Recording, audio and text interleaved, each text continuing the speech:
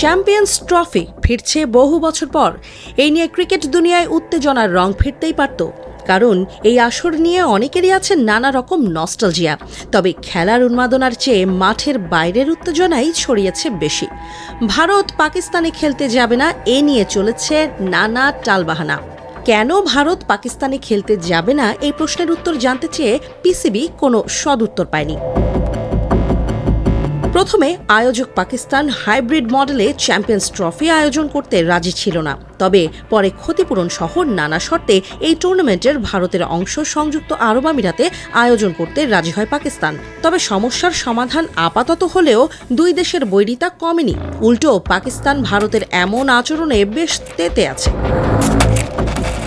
এবার সেই জবাবটাই হয়তো দিয়েছে পাকিস্তান ক্রিকেট বোর্ড। টুর্নামেন্টের নিয়ম অনুযায়ী অংশ নেওয়া সব দেশের পতাকাই টানানো হয় আয়োজক দেশের স্টেডিয়ামে। তবে পাকিস্তান করেছে ব্যতিক্রম। এতেই ভারতের আঁতে ঘা লেগেছে। পাকিস্তানে খেলতে না গেলেও ভারতের চাওয়া পাকিস্তানের স্টেডিয়ামে ভারতের পতাকা উড়ুক। তবে ঘটেছে তার ঠিক উল্টো। ভারতীয় গণমাধ্যমের খবরে বলা হচ্ছে, পাকিস্তানের লাহোর ও করাচির স্টেডিয়ামে ভারতের জাতীয় পতাকা নেই। পাকিস্তানের 3টি স্টেডিয়ামে লাহোর, করাচি ও রাওয়ালপিন্ডিতে হবে চ্যাম্পিয়ন্স ট্রফির ম্যাচগুলো। আইসিসি প্রতিযোগিতার নিয়ম হলো, যে মাঠে খেলা হবে সেখানে অংশগ্রহণকারী সব দেশের পতাকা থাকবে, পাশাপাশি আইসিসির পতাকাও থাকবে।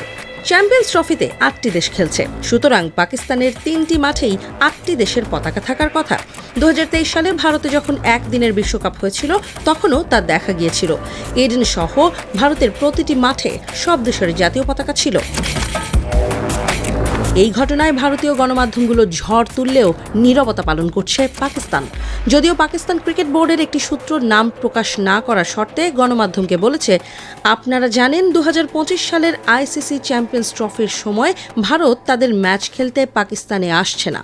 করাচির জাতীয় স্টেডিয়াম, রাওয়ালপিন্ডি ক্রিকেট স্টেডিয়াম এবং লাহোরের গাদ্দাফি স্টেডিয়ামে উল্লেখিত ভেন্যুগুলিতে খেলতে যাওয়া দেশগুলোর পতাকা উত্তোলন করা হয়েছে। পিসিবি সরাসরি কিছু না বললেও এটা পরিষ্কার, মাঠের বাইরে এই টুর্নামেন্ট নিয়ে যে রাজনীতি করেছে ভারত, পতাকা নিয়ে কৌশলে সেই রাজনীতির প্রত্যুত্তর দিয়েছে পাকিস্তান। এই ঘটনা নিয়ে এখনও আইসিসি থেকে কোনো বিবৃতি আসেনি।